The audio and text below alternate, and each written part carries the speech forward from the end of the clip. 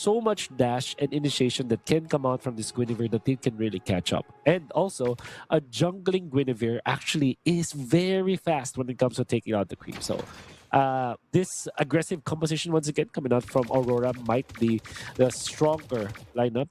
But for Team Vamos, they're going to be pushing all of their eggs in this basket called Aero 404 this season, Chin. Okay, well, Light giving the information over here, he's just going to go ahead and spot things out. Yeah, Guinevere in the jungle, I mean, you know, I know we talked about them earlier on too, but I can't remember if it was exactly Versatime that decided to play the Guinevere jungle too, or I think it was. Yeah, I think it was Versatime, and you know they had a really rough game and then a really good game on the Guinevere jungle, and you know it's one of those things that it can work relatively well, but the execution's got to be there. Demon kind of feel like is one of those players that should be able to pull it off, but he's already going to go ahead and start trying to take some of the camps over here from Team Vamos. I think he's just zoned out though by Zorn. Zorn will go ahead and push him out of that jungle, so keeping things under control for Team Vamos. And then I wonder why Natko is not having a good time against Nominkat, because I would have said that Team Vamos, all their lanes are really good, as Light is just being very aggressive right now. I wonder what his choice of Roam Blessing is. I think that we're not able to see it. I hope it is actually Dire Hit, which is going to be really spicy. But yeah, okay, so it is Dire Hit. That's Encourage, yeah. Yeah. The thing for the Khalid too is you just actually do quite a bit of damage early on. Ooh, wow, they get the flicker out already from Zorn. Some early aggression here in the mid lane, and 8 seconds away from this turtle to be up. So, you know, Zorn's just gonna kind of be a vision provider for this one. Without the flicker, you know, he's got to be a little more careful for this. Doesn't want to get set up because again, you know, he's doesn't have that tech charge just yet either. So they might choose to just give this over to Aurora. I know they're going to go ahead and focus on getting the buff here too, and Aero 404. Unless they fight for this, they just go for the 50-50. RWM going to drop down. He's charging up. Zorn's going to be the first to go down, and Demon Kite will secure the turtle. Light Quicksand guards, heals back up. They're fine, and Aurora will win that first fight. Yeah, Demon Kite reading Aero 404 like a book. Great usage of the real-world manipulation, the way that they timed it, made it so the Team Vamos, even when they wanted to fight, they couldn't. And Aero 404 might look for a kill. Light has the flicker, has the quicksand guard as well. Aero 404, what he did was to pop his pop his arrow towards the turtle, which could have actually stolen. Maybe there's a chance that he can steal away. It's not as strong as a retribution, but the way that Demon Kite read through it, it kind of felt like Aero 404 was helping Demon Kite take down the turtle. As some extra damage. As he saw, as soon as he saw the Yisachi stop attacking the turtle, wait for that arrow to fly, gets the retribution and gets the turtle afterwards. Well done, Demon Kite, but Aurora Gaming are leading by 1,400 gold because of the movements that they were doing in the early stages. Yeah, this is interesting too. You know, Light's got quite a bit of a level advantage against Zorn. I mean, nearly a full level. Zorn just hitting that level 4, so he's got the tech charge now. So this is the opportunity for Team Vamos to go ahead and start making some plays, just like we saw them do in Game 1, where it was really heavily focused in that mid lane. But they're going to have to choose the fights better, I feel like, because at some point in Game 1, they just kind of were caught. Oh, here we go. Demon Kite, just tons of damage on Aero 404, even without the RWM. Again, the power of that Guinevere, that burst damage against a YSS really showing there. They're going to force them off again. Zorn trying to get away. He's going to have to tech charge defensively to get on out from not dying there. Wow, that was great usage of this Guinevere. And you can really say right now that, yeah, Guinevere actually answers the Yisanchin in many ways. Obviously, Yisanchin is still a very strong jungling hero. But the Guinevere, if you play it correctly, like what Demon Kite is doing right now, is actually outplaying Aero 404 many times this game. The fact that you have so much reach through your spatial migration, your dash, There's so much ways for you to tools for you to deal with the Season Chip. And look at this, Aurora so aggressive behind tier 2. They're gonna force the tech charge. Edward pops the vengeance. He got the regen too. It's actually still alive with the turtle shield that came through with Natko. The one to get punished, and now Zorn gonna be next. They're hunting him down. RWM will drop down as Yue picks up a killing spree. Ziska can't do anything but watch his teammates die on their side of the map. So Aurora Gaming in Game 2 will take everything. Oh man, Natko miscalculating the ultimate. He popped it way too early, and Edward survives because of that. Now they want to go for an exchange, though. They will take out one. Good trade. That was a good trade. I mean, they at least get Demon Kite, but still Edward's gonna find Ziska. So Aurora Gaming doesn't go out empty-handed after that. But at least Team Vamos on the board. But they have a lot of grounds to cover here, man. They're 4,500 gold behind. Yeah. And this is a lot at 5 minutes in. Especially if you're a lineup that wants to win in the early stages because of your fighter gold lane choice of the X-Work. Natko, unfortunately, only getting the War Axe as of this moment. 5 minutes and 57 seconds in. Quite slow with the timing, and it might be so bad already for the entirety of Team Vamos. They're not having a good time right now. Whereas for Aurora Gaming, you have Dominicite with 2 items already up. That's Corrosion Scythe and the Golden Staff available for the carry, which should have been struggling in the early stages. But Team Vamos have fallen so badly in the early stages that now they are the ones having to look for an angle for Aurora Gaming to maybe commit a mistake and maybe mess up. Aurora Gaming is unfortunately not a team that's known to do that.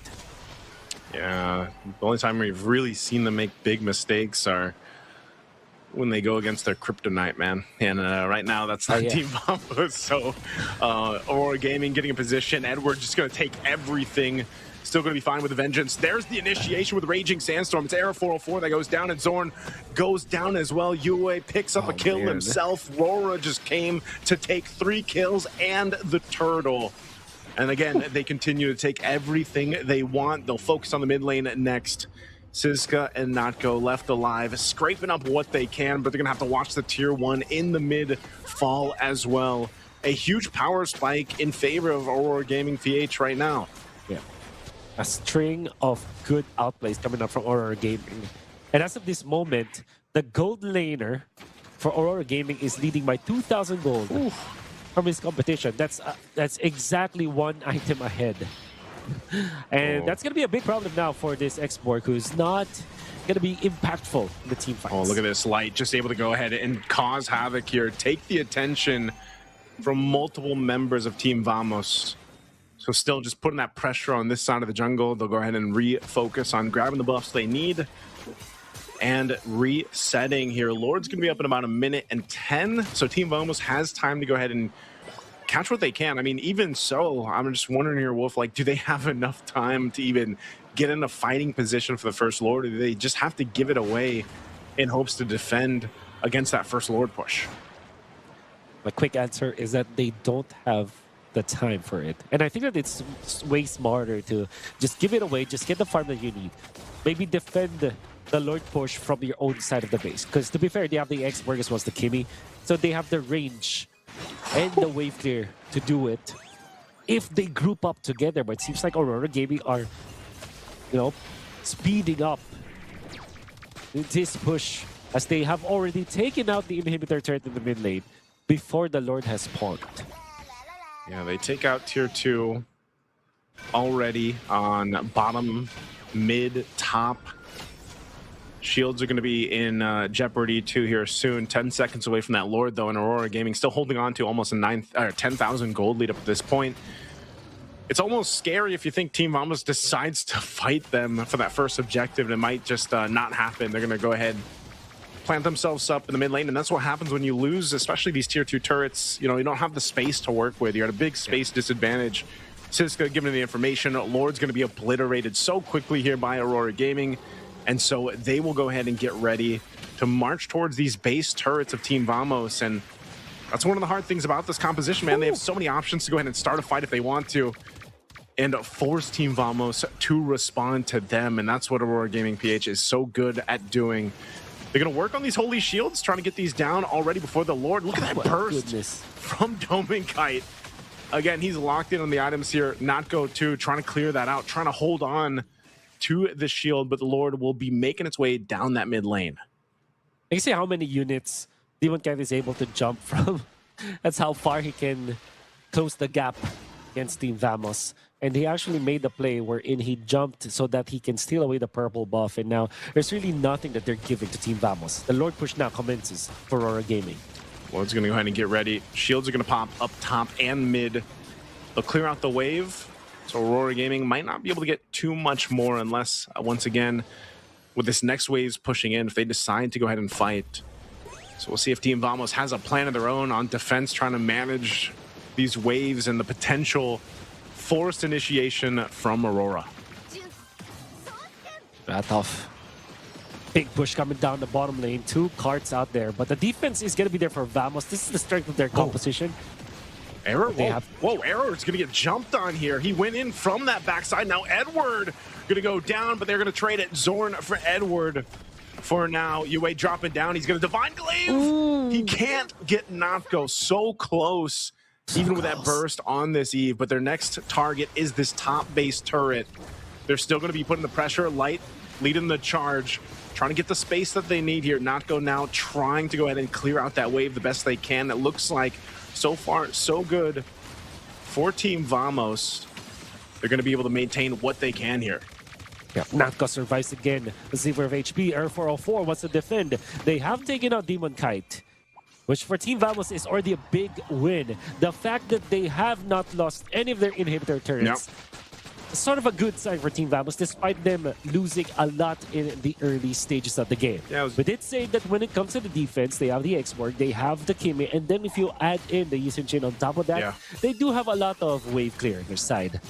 They have to do more though, but the punishes were good. We cannot deny the fact that Team Vamos have found the right openings to take on Edward as well as Dominkite.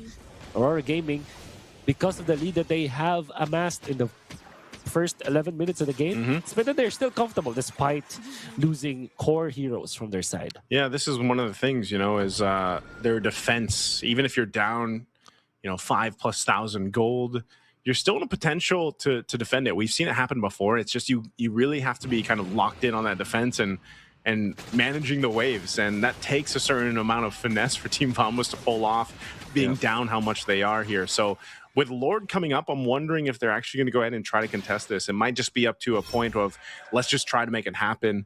A Conceal is going to be used. Light does have an Immortality. He'll be able to spot out Zorn and Error 404. So they give the signal to start this Lord up here. It's going to be about half health. Light leading up that charge. A Mountain Shocker is going to be used. They're going to force Aurora off of the Lord. So it goes for a bit of a reset, and they won't commit to it just yet. They know some of the resources are already down here over on Team Vamos. This might just be a bait play from Aurora Gaming. Again, Lord under half. Siska up front. Zorn, but Dominkite's going to secure it. Light just on 3, able to go ahead and take everyone out with that Raging Sandstorm. And now Last and Standing going to be used too. Siska falls, just melted down. Dominkite unleashed. And there's a huge tech charge though, but Zorn will die as well. Notco going to be charged down, chased down. Error 404 goes in with a last-ditch effort, but won't be able to kill anybody. Again, it's only Notco left alive, and Aurora Gaming seeing the sweep in close. They're going to charge in to the mid lane. Again, Notco trying to do what he can. Has some shields, has some armor, but it's not enough. They'll wipe out Team Vamos, and Aurora Gaming Philippines will take the series in a sweep. Just like in the previous game, it was just Notco surviving in that last clash as Aurora Gaming once again found the right openings, did not die, almost unscathed in that exchange as Light